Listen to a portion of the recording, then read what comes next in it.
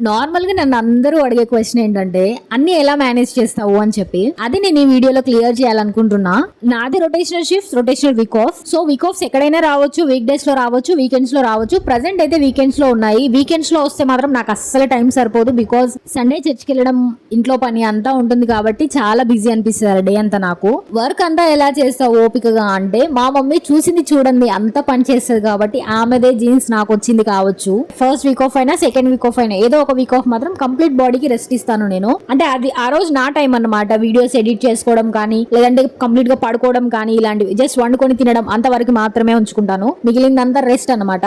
కానీ ఆ next day ఏ పనులైతే pending ఉన్నాయో 1 వీక్ అన్ని కంప్లీట్ చేసుకుంటాను. మళ్ళీ 1 వీక్ వరకు తిరిగి చూడకుండా. అలా అని డైలీ పని చేయనా అంటే డైలీ బోల్ తోముకుంటాను, వంట వండుకుంటాను, ఇంట్లో చిన్న చిన్న పనులు చేసుకుంటాను. కానీ ఇలా బట్టలు వాష్ చేసుకోవడం, హెయిర్ కి ఆయిల్ పెట్టుకోవడం, ఇలాంటివి అన్ని వీకెండ్స్ లోనే చేసుకుంటాను.